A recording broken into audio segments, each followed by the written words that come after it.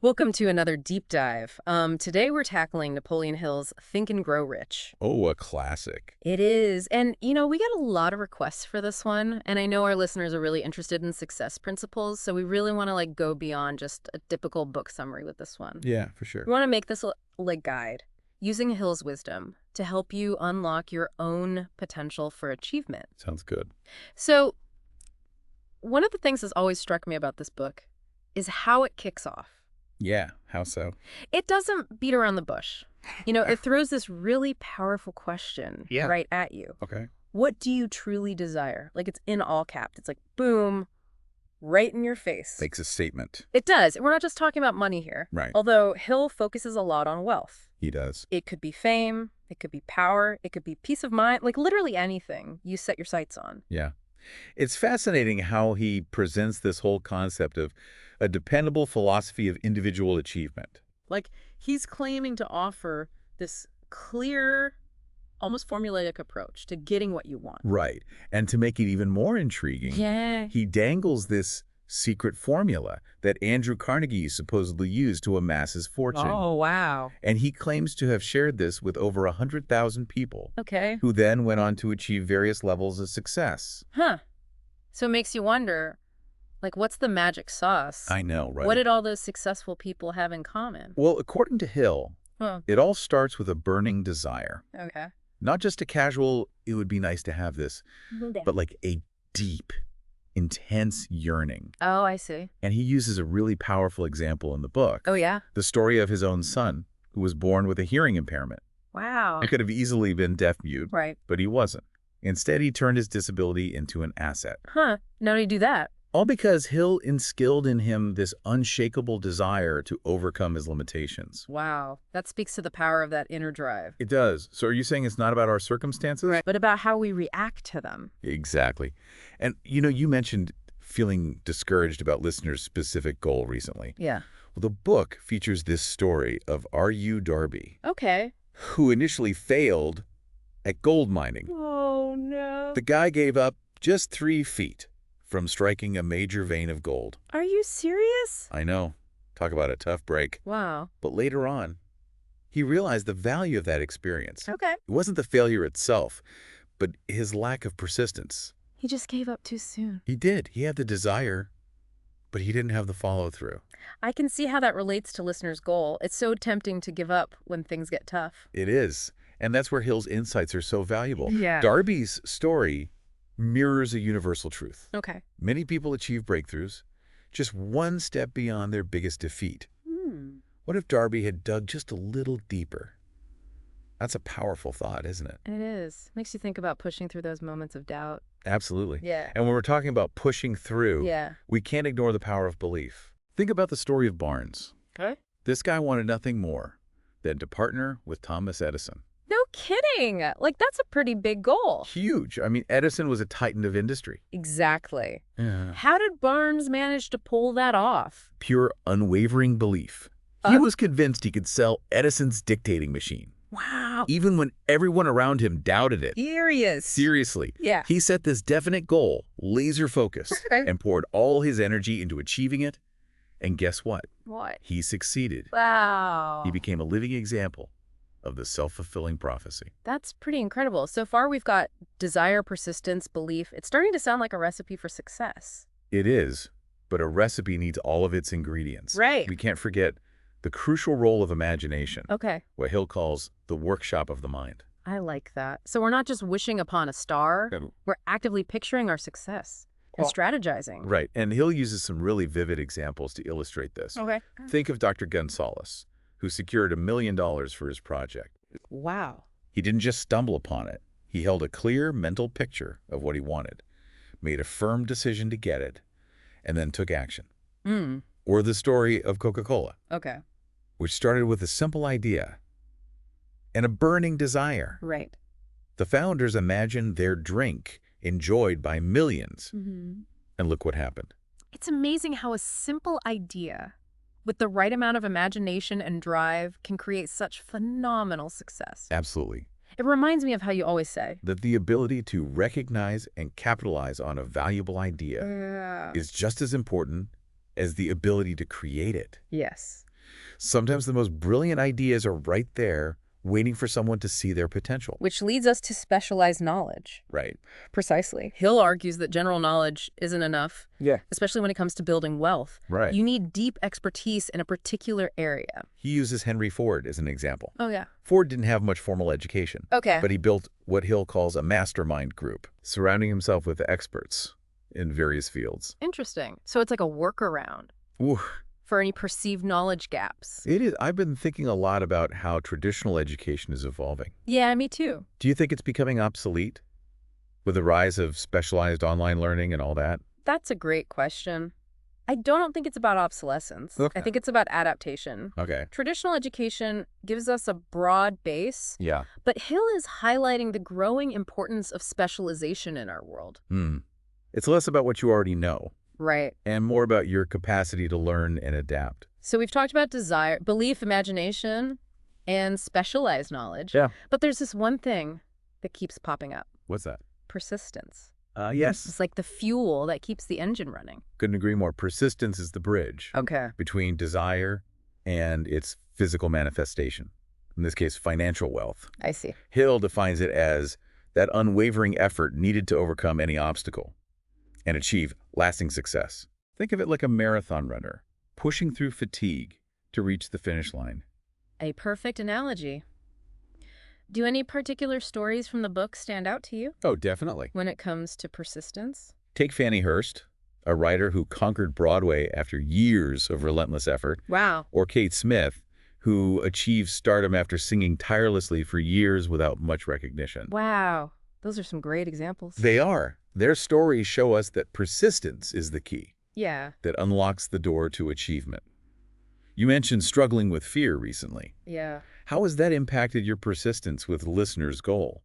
That's a good point. It's easy to let fear sap your energy and make you yeah. question everything. It is. And that's where Hill's next principle comes in. Okay. He argues that we don't have to go it alone. Okay. He suggests finding your own mastermind group, Okay. a team of individuals who harmonize their knowledge and efforts towards a shared goal. Like your own personal support system for success. Exactly. The mastermind sounds powerful. It does. Have you ever been part of one? As a matter of fact, I have. Back when I was Mm-hmm. part of a mastermind group for a tech startup. It was quite an experience. We were able to. That's amazing. It really highlights the power of collaboration. But before we get too carried away with assembling our dream team, Right. there's this one thing that Hill warns us about. Oh, yeah. Fear. He calls them the 6 ghosts of fear. Okay. And they can be real roadblocks on the path to success. Absolutely. Yeah. You mentioned struggling with fear recently, and it's something we all face. Hill dives into 6 common fears, Right. but they can be pretty overwhelming to tackle all at once. It's like a monster with 6 heads. Right. Which ones do you think are the most relevant to our listeners' situation? Well, considering their goal of listeners' specific goal, Yeah. I'd say the fear of criticism and the fear of poverty are particularly relevant. Okay. Let's start with the fear of criticism then. Okay. Hill argues it stems from our desire for approval, that need to fit in and please everyone. I think a lot of people can relate to that, especially with social media. It's amplified that pressure to be perfect Yeah. and get everyone's approval. It definitely has. And it can be paralyzing, Right. holding us back from expressing our true selves and sharing our ideas. So what's the antidote? Hill's advice, cultivate self-reliance. Okay. He says, believe in your own abilities and recognize that not everyone will understand or appreciate your vision. That's a tough lesson to learn, It is. but so important. It's about having the courage to be yourself, Mhm. even if it means going against the grain. I remember a time when I Yeah. pitched this idea to my boss, Okay. and everyone thought it was crazy, but I believed in it, so I pushed forward, and it ended up being a huge success. It's a great example. It shows how we can overcome that fear and embrace our individuality. Now let's talk about the fear of poverty. Okay. Hill doesn't mince words, calling it the most destructive of the 6 fears. Really? He says it paralyzes our ability to think clearly and take action. Especially after the economic roller coaster we've all been I on. know, right? That fear is very real for a lot of people. It's understandable. It is. And Hill suggests we need to understand its origins. Okay. It often stems from this primal instinct of scarcity, Okay. the belief that there's not enough to go around. I see. But here's the key. Yeah. It's a learned belief not an inherent truth. Oh, interesting. We can choose to rewrite that story. So it's like we have this mental program that's been installed, and we Yeah. have the power to uninstall it. Precisely. It's about shifting our mindset from scarcity to abundance. Okay. Instead of focusing on lack, we start recognizing the infinite opportunities that exist. That's a powerful shift. It's like changing the channel in our minds. Yeah. Tuning into a frequency of hope and possibility instead of fear and worry. Exactly. Now, those are just 2 of the 6 ghosts. Right. But the point is, fear is a state of mind. Okay. And Hill argues we have the power to overcome it. I think that's a message a lot of people need to hear. But how do we go from understanding fear to actually taking action? Right. That's where things get tricky. Well, Hill believes the answer lies in decision-making. Okay. He says the ability to make firm, prompt decisions is crucial for success. He cites Henry Ford as a prime example, a man known for his decisive nature. Right. Ford stuck to his guns. Even when others doubted him, Okay. that unwavering determination was a key factor in his success. So it's like having a clear vision Right. and the courage to pursue it. Yeah. Even when you face resistance, it reminds me of that time we decided to launch that new product line. Oh, yeah. Everyone was hesitant, Right. but we knew it was the right move, and it turned out to be a game changer. It's about trusting your gut and having the confidence to move forward.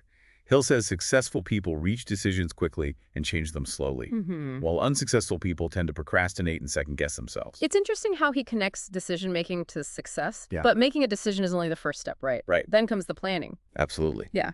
And Hill talks about organized planning as the process of crystallizing your desire into concrete action steps. Okay. He compares it to building a house. Okay. You start with a vision, then create a blueprint, and finally lay each brick carefully, step by step. I see. So you're saying it's not enough to just wish for something. We need a plan to make it happen. Exactly.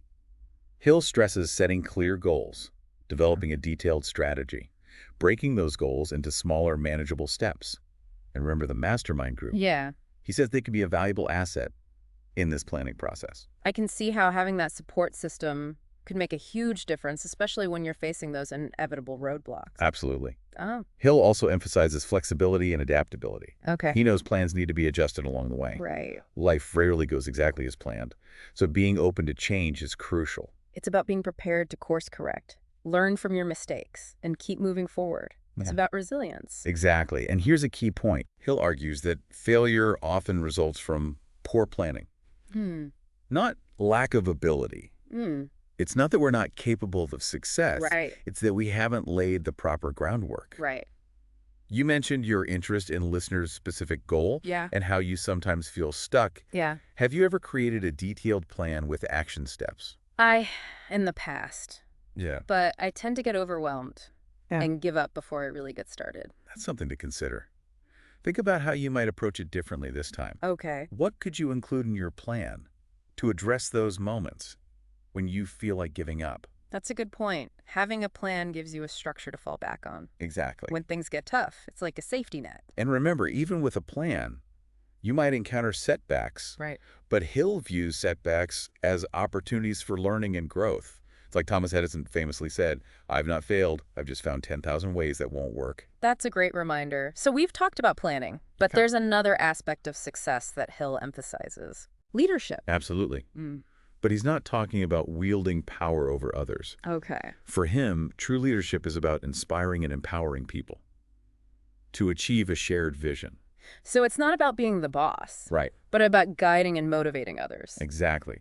Hill highlights qualities like integrity, courage, enthusiasm, and a willingness to serve others. Okay. It's about leading by example, inspiring trust and respect through your actions. Have you ever had a mentor or leader who embodied these qualities? Yes, actually, I had a professor in college who Yeah. really inspired me to pursue my passion for writing. That's a wonderful example. It shows the impact a true leader can have. And another key point Hill makes is the importance of effective communication. Okay. A leader needs to articulate a clear vision and inspire others to buy into it. It's like painting a compelling picture of the future Yeah. and rallying people around it. Precisely. Hill even distinguishes between 2 types of leadership. Oh, yeah. Leadership by force and leadership by consent. Oh, okay. Leadership by force is all about coercion and control, I see. while leadership by consent is based on collaboration and shared values. So it's like the difference between a dictator Right. and a democratically elected leader. Exactly. Yeah. And Hill argues that leadership by consent is the more effective and sustainable approach. Okay. It's about creating a culture of mutual respect, Mm-hmm. where everyone feels valued and empowered to contribute. It's like creating a team where everyone is rowing in the same direction, motivated by a common purpose. That's powerful. It is. And you mentioned your goal of listeners' specific goal. Yeah. How do you see leadership playing a role in achieving that? Well, I've been thinking that I might need to Yeah. step up and take more of a leadership role in my community. That's a great insight. It shows you're thinking about how to leverage these principles to reach your goal. Yeah. Hill also provides some interesting observations about how we market our personal services. That's an interesting way to put it. What does he mean by that? He argues that in a rapidly changing world, Yeah. we need to adapt how we sell our skills and talents. It's like we're all entrepreneurs marketing ourselves as a brand. So we need to become more savvy about how we present ourselves. Exactly. He emphasizes presenting ourselves professional and compellingly, highlighting our unique skills and experience. It's like crafting a resume that truly showcases your value proposition, Yeah. making you stand out in a crowded marketplace. Precisely. And it's not just about showcasing. Right. It's also about connecting.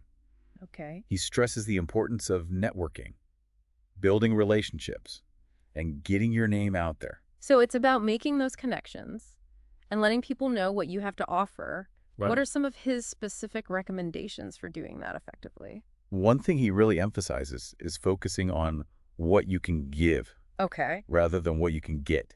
It's about demonstrating your value and Yeah. how you can contribute to an organization. I've heard that advice before. Yeah. But it's easy to get caught up in what you want out of a situation. It is. Yeah. But shifting your focus to what you bring to the table can be incredibly powerful. It shows you're not just in it for yourself. That's a good point. It changes the dynamic of the interaction. It does. And another suggestion Hill makes is offering a trial period. Oh, interesting. It's a chance to prove your worth without any upfront commitment from the employer. Okay. It shows confidence and a willingness to take a risk. It's like saying, here's a taste of what I can do. I'm confident you'll be impressed. Exactly. It demonstrates self-assurance, Mm. which can be very appealing to potential employers. Now, of course, there's also the tricky topic of negotiating salary and compensation. Ugh, that's always a nerve-wracking part. It can be. Any tips from Hill on how to approach those conversations effectively? Well, he recommends doing your research, Okay. knowing your market value, and having a clear understanding of what you want. So be prepared. Yeah. And don't be afraid to ask for what you deserve. Know your worth, and don't be afraid to ask for it. But how do you balance being assertive with being realistic Right. and not coming across as demanding? That's a good question. Hill says it's about framing your requests in a way that highlights the value you bring to the organization. Okay. Show how your contributions will help the company achieve its goals. So it's not just about what you want, Right. but about how you can help them succeed. Exactly. It's a win-win approach. And remember, it's not just about the money. Right. Hill also points out that the way you deliver your services is just as important as the services themselves. So it's not just about what you do, Right. but how you do it. What does he mean by that? It's about having a positive attitude, being reliable, going above and beyond. Yeah. It's about exceeding expectations and demonstrating a commitment to excellence. It's about being someone people enjoy working with. Exactly. Hill also stresses building strong relationships Yep. with colleagues and clients. Right. It's about creating a positive and collaborative work environment where everyone feels valued and respected. It reminds me of something you said earlier, What's that? that we're all salespeople, whether we realize it or not. Yes. We're constantly selling our ideas, our skills, our personalities. Right. It's about developing those salesmanship skills, even if you're not in a traditional sales role. Precisely. Hill says it comes down to understanding human psychology, Okay. knowing how to influence others, Hmm. and building rapport. Hmm. It's about connecting with people on a deeper level and creating win-win situations. I can see how that relates to everything we've been discussing. It's like all these principles are intertwined, Yeah. supporting each other. They are. And Hill Ever, the astute observer, Yeah. also offers some interesting insights into the changing landscape of business. I'm curious to hear his take on that. What kind of trends did he identify? Well, he talks about the shift from a buyer's market Okay. to a seller's market, Okay. where businesses need to focus more on providing value Right. and meeting customer needs. It's like moving from a transactional approach to a more customer-centric model. It's Exactly. about building those long-term relationships. He emphasizes building those long-term relationships with customers, Yeah. recognizing that loyalty is key to sustainable success. It's about creating a community around your brand, Right. fostering trust and connection, which is something you've always been a big proponent of. It's essential in today's world. Right. And Hill also talks about the importance of adapting to changing economic conditions. Right. Which is certainly relevant in our current unpredictable environment. Absolutely. Hmm. It is. Yeah. What kind of advice does he offer for navigating those changes? Well, he stresses being flexible, Okay. resourceful, and willing to embrace new ideas and approaches. So being adaptable. Yeah, able to pivot and adjust to whatever comes your way. I'm starting to see a theme here. What's that? Adaptability, persistence, flexibility. Right. Like Hill's preparing us for a world that's constantly in flux. Absolutely. And amidst all this change, Yeah. it reminds us of a powerful tool that can help us navigate the complexities of life. What's that? The mastermind group. Remember we talked about that earlier? Yes. It's about assembling a team Yeah. of like-minded individuals who come together to achieve a common goal. It's like a brain trust, leveraging each other's strengths and supporting each other along the way. Exactly. Hill argues that the power of the mastermind is greater than the sum of its parts. Okay. It's a synergistic force multiplier, amplifying individual strengths through collaboration. I can see how that would be invaluable, especially when you're tackling a challenging goal.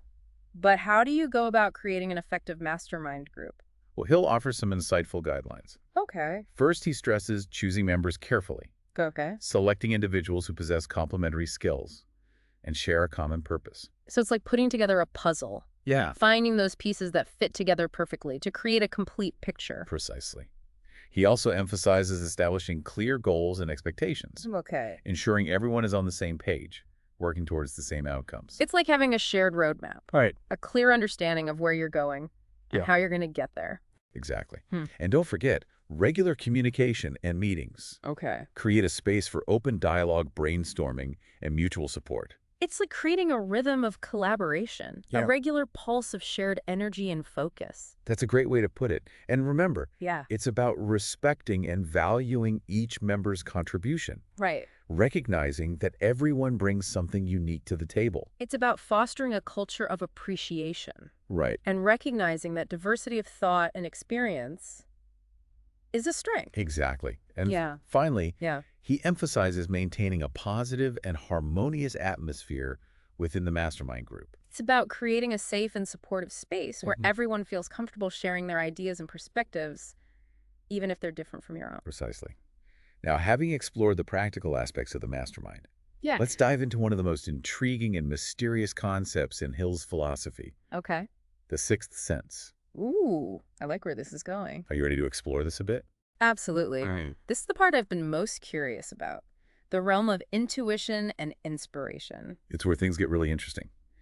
Hill describes the sixth sense as a faculty of the subconscious mind, Okay. the receiving set for ideas, plans, and thoughts that flash into our consciousness, seemingly out of nowhere. It's like a hidden antenna, picking up signals from a realm beyond our ordinary awareness. I've had those moments where an idea just pops into my head, Right. and I can't explain where it came from. That's exactly what we're talking about. Bruh. He also refers to it as the creative imagination, Okay. the faculty that allows us to connect with what he calls infinite intelligence. So it's like a bridge between our limited everyday mind Right. and this vast realm of possibilities. Precisely.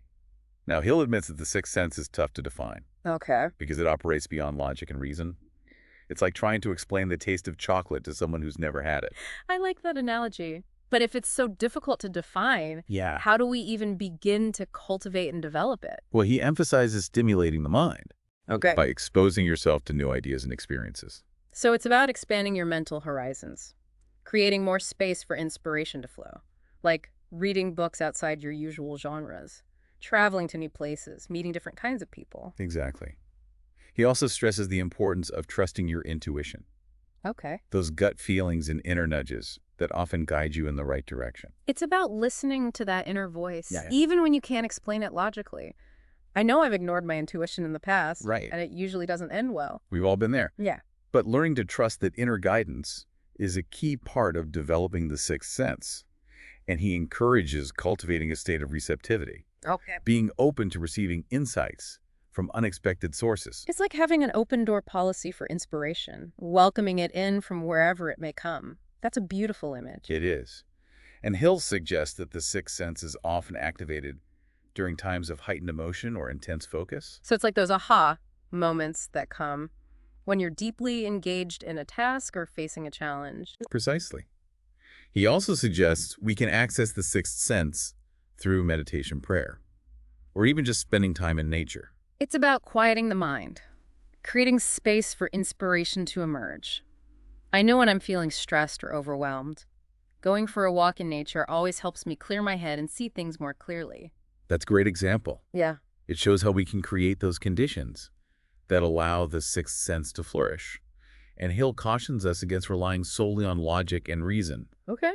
arguing that the sixth sense provides insights we might miss otherwise. It's like we need to use both sides of the brain, Right. balancing intuition with logic. Yeah. It's not about abandoning reason, Right. but about integrating those intuitive insights into our decision-making process. Exactly. Now, Hill shares a fascinating story about his own experience with what he calls an imaginary council. An imaginary council? What's that all about? Well, he describes how he'd hold mental meetings Okay. with a group of his heroes, Okay. people he admired, seeking their wisdom and guidance. So it's like having a virtual mentorship program with some of history's greatest minds. Precisely.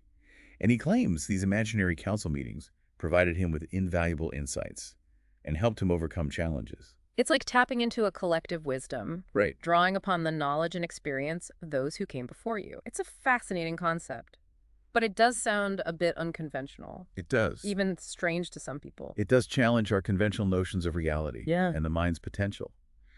But Hill believes the mind's power is vast and largely untapped. So it's about pushing the boundaries of what we believe is possible and exploring the uncharted territories of the human mind. It's about being open to new possibilities and approaches. Exactly. Now, getting back to the practical side of things, Okay. Hill also provides some specific guidance on how to cultivate and develop our own sixth sense. I'm all ears. What does he suggest? Well, he recommends regularly engaging in activities that stimulate the mind, Okay. like reading, Oh. learning new skills, or exploring creative pursuits. It's like feeding your mind with new information and experiences, creating a fertile ground for inspiration to grow. And you've always been a big advocate for lifelong learning. It's essential for growth Yeah. and for keeping the mind sharp and agile. He also encourages us to practice mindfulness, Okay. paying attention to our thoughts, feelings, Mm. and intuitions. It's about becoming more aware of your inner landscape, Right. noticing those subtle nudges and whispers of guidance that often lead us in the right direction. Precisely. He also suggests creating a ritual or routine for accessing the sixth sense, Okay. whether it's through meditation prayer or simply spending time in nature. It's like creating a sacred space, Yeah. a time and place dedicated to connecting with your inner wisdom. And you mentioned earlier that you've been practicing meditation for years. I have. It's been transformative for me. That's amazing. I've been wanting to try it, but I Yeah. just haven't found the time. I highly recommend it. But remember, Hill emphasizes that the sixth sense is not a magic bullet, Okay. but a powerful tool that can help us navigate life's complexities with greater clarity and purpose. It's not about abandoning logic or reason, Right. but about integrating intuition into your decision-making process. Yeah. It's like having another layer of understanding. Exactly. And he encourages us to trust those instincts, Yeah. follow those hunches and inspirations, even when they don't make logical sense at first. It's about embracing the unknown Yeah. and being open to possibilities that lie beyond your current understanding. Precisely. But remember, the sixth sense is a muscle Okay. that needs to be exercised and developed over time. So it's not something you either have or don't have. Yeah. It's a faculty that you can cultivate and strengthen through practice. That's encouraging. It means we all have the potential to tap into this power. Exactly. Now, building upon the idea of the sixth sense, Okay. Hill introduces another powerful principle, Okay. What's that? autosuggestion. Autosuggestion. It sounds almost like self-hypnosis. What's that all about? It's about planting ideas and beliefs into your subconscious mind. Think of it as self-programming, using the power of suggestion to shape your thoughts and behaviors. So we're talking about the power of affirmations, Yeah. positive self-talk, visualization, that kind of thing. Exactly. Hill argues that the subconscious mind is incredibly powerful Okay. and plays a major role in shaping our reality. He compares it to a garden, Okay. where the thoughts we plant will determine what grows. I like that analogy. It's a reminder that we need to be mindful of the thoughts we're feeding our minds. Yeah, absolutely. And he emphasizes that the subconscious mind is particularly receptive to suggestions that are emotionally charged. So it's not just about repeating affirmations mindlessly. Right. It's about feeling the emotion behind them. Precisely. He suggests using visualization affirmations and repetition to imprint desired beliefs and outcomes into your subconscious mind. It's like creating a mental movie, Yeah, vividly imagining yourself achieving your goals, feeling the emotions of success and fulfillment. exactly. But he cautions us to be mindful of the suggestions we plant in our subconscious mind because it will work to bring about both positive and negative outcomes. So it's a double-edged sword. It is. We need to be intentional about the thoughts and beliefs we're feeding it. Exactly. He emphasizes guarding our minds against negative influences, Okay. such as limiting beliefs, self-doubt, and fear. It's like creating a mental fortress, protecting yourself from those thoughts and beliefs that can sabotage your success. Precisely. Now, Hill offers some practical guidance on how to use autosuggestion effectively. Okay, I'm all ears. What does he suggest? Well, he suggests writing down your goals and desires Okay. in clear, concise language. So it's about putting it in writing, Yep. making it tangible and real. Exactly. He also encourages reading those goals and desires aloud daily, Okay. preferably twice a day, once in the morning and once in the evening. It's like programming your mind with those desires, reinforcing them through repetition. Precisely. He also suggests visualizing yourself achieving those goals, So creating a mental picture of success. it's like creating a mental movie, feeling the emotions of achievement and fulfillment. I've heard athletes use visualization techniques to improve their performance. It's a powerful tool that can be applied in many areas of life. Now, Hill emphasizes that autosuggestion isn't a quick fix, Right. but a process that requires consistent effort and patience. So it's like developing a new skill. Yeah, It takes time and practice to master it. exactly. He encourages us to be persistent. Okay. Keep Yeah. planting those positive suggestions, even when we don't see immediate results. It's about trusting the process, Right. believing those seeds will eventually bear fruit. Exactly. Now, we've talked a lot about the conscious mind, We can. but Hill also delves into the importance of understanding our subconscious mind. Okay. He argues that it's a vast reservoir of knowledge and power, Okay. but most people are largely unaware of its potential. It's like an iceberg, with the vast majority of its mass hidden beneath the surface. A perfect analogy. And he emphasizes that the subconscious mind is constantly working, even when we're not consciously aware of it. So it's like a silent partner, Yeah, operating behind the scenes, shaping our thoughts, feelings, and behaviors. It's a little unnerving when you think about it. it can be. But understanding how it works can be incredibly empowering. Okay. Hill provides some fascinating insights into how the subconscious mind operates. I'm all ears. What are some of the key things we need to know about this mysterious realm? Well, he points out that the subconscious mind is incredibly receptive to emotions, Okay.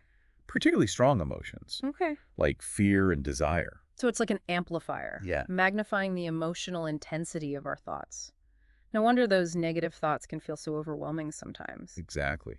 And other key point is that the subconscious mind doesn't distinguish between reality and imagination. Really? So it's like a child believing everything it's told, Okay. whether it's true or not. Interesting. And this has profound implications for how we use our minds. It does. If we constantly focus on negative thoughts and beliefs, Right. our subconscious mind will work to bring those things into our reality. It'll go. But if we focus on positive thoughts and beliefs, Yeah, it will work to bring those things into our reality as well. it's true. So it's like we're creating our own reality Yes. through our thoughts and beliefs. Exactly. It's a powerful concept, but also a little scary.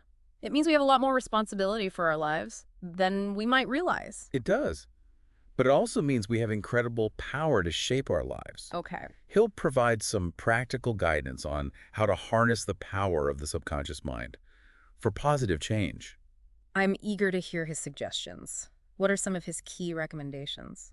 Well, he stresses the importance of being mindful of our thoughts and emotions, Okay. recognizing that they are powerful forces that can shape our reality. So it's about becoming more aware of your inner landscape, Yeah. noticing the thoughts and beliefs that are running through your mind, Right. and making a conscious effort to shift those thoughts in a more positive direction. Exactly. He also encourages us to use affirmations and visualizations to plant positive suggestions into our subconscious minds. It's like reprogramming your mental software, replacing those limiting beliefs with empowering ones. Precisely. Yeah.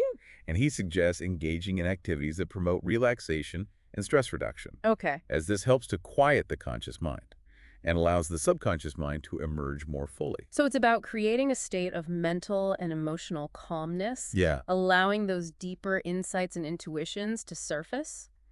It's like creating the right environment for those positive seeds to take root and grow. that's a great analogy. Yeah. Now, Hill also highlights the connection between the subconscious mind and intuition, Okay. arguing that our intuition is a powerful source of wisdom and guidance. It's like a sixth sense, a way of knowing things that you can't explain logically. And we were just talking about how to develop the sixth sense. It all ties together. It encourages us to trust our intuition, Right. to follow those gut feelings and inner nudges, even if they don't make logical sense at first. It's about honoring that inner voice. Even when it goes against conventional wisdom, it's about trusting yourself. Exactly. Now, this next connection Hill makes might surprise you. Oh, yeah. He emphasizes the importance of understanding the connection between the subconscious mind and our physical health. That's an interesting connection. I've heard of the mind-body connection, Yeah. but I'm curious to hear his perspective. Well, he argues that our thoughts and emotions Hmm. have a profound impact on our physical well-being. So our mental and emotional state Right. can actually influence our physical health. Exactly. Wow. He suggests that negative thoughts and beliefs can manifest as physical ailments, while positive thoughts and beliefs can promote healing and well-being. So it's about cultivating a positive mindset, Right. believing in your body's ability to heal itself, and trusting that your thoughts and emotions can play a role in that process. Precisely. Now, Hill also provides some practical guidance on how to use the power of the subconscious mind to improve your health. Okay, I'm definitely interested in hearing about that. What does he suggest? Well, he stresses the importance of reducing stress and anxiety, Oh. recognizing that they can weaken our immune system and make us more susceptible to illness. So it's about finding healthy ways to manage stress, Right. such as meditation exercise or spending time in nature. Yeah, It's about taking care of your mental and emotional well-being. exactly. He also encourages us to visualize ourselves as healthy and vibrant, Okay. creating a mental picture of well-being. It's like programming your mind to believe in your own health and vitality. I can see how that would be powerful. It is. And he suggests using affirmations to reinforce positive beliefs about your health, Okay. such as, I am healthy, strong, and full of energy. It's like giving your subconscious mind a positive script to follow. Exactly. Now, we can't talk about the subconscious mind without discussing its role in prayer. Okay. Hill argues that prayer is a form of communication with infinite intelligence, Hmm.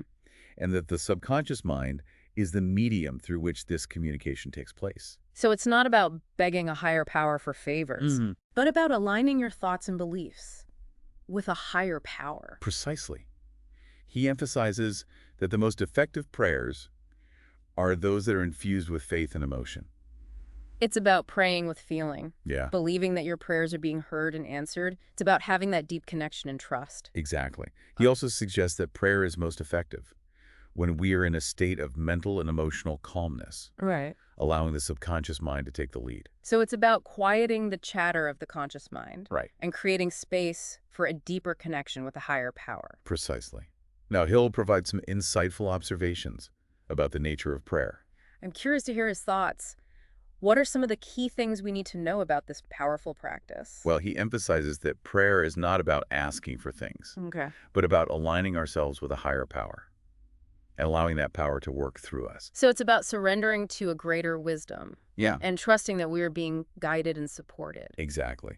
He also stresses that prayer is not a one-time event, but rather a continuous process of communication and alignment. It's about staying connected to a higher power, Yeah, seeking guidance and support on an ongoing basis. It's about cultivating that relationship. exactly.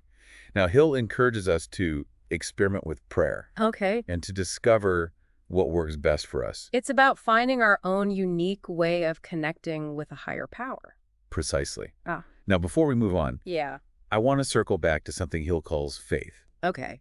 He defines faith as a state of mind that can be induced by autosuggestion. So it's not just about believing in something blindly, No. but about cultivating a belief through the power of suggestion. We're back to that idea of actively shaping our reality. Exactly. He argues that faith is essential for achieving our goals and desires, Okay. as it provides us with the confidence and certainty to take action. So it's like having an inner compass Yeah. guiding you towards your destination, So- even when you can't see the path clearly. Precisely. Now, Hill offers some interesting insights into the nature of faith. I'm curious to hear his thoughts. What are some of the key things we need to know about this powerful force? Well, he emphasizes that faith is not a passive belief, Okay. but rather an active force that requires effort and intention. So it's not just about sitting back and hoping for the best. Right. It's about actively cultivating a belief Right. and taking action in alignment with that belief. Exactly.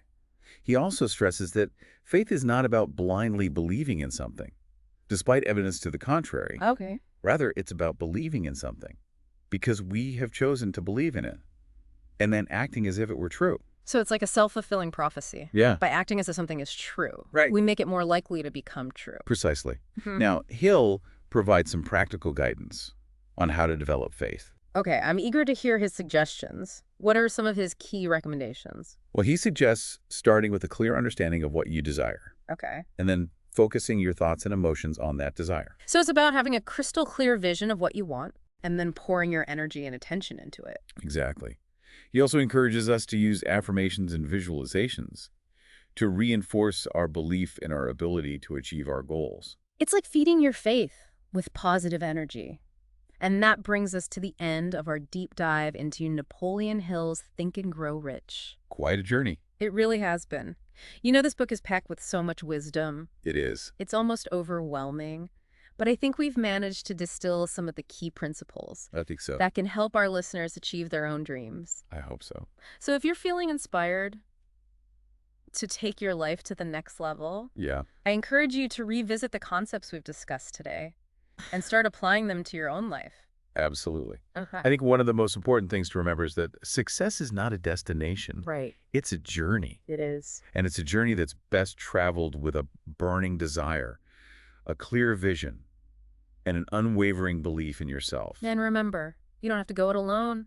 Build your mastermind group. Surround yourself with people who support your dreams. Yeah. Find those people who inspire you and challenge you to be your best. We hope you enjoyed this deep dive into Think and Grow Rich. And we'll see you next time on The Deep Dive.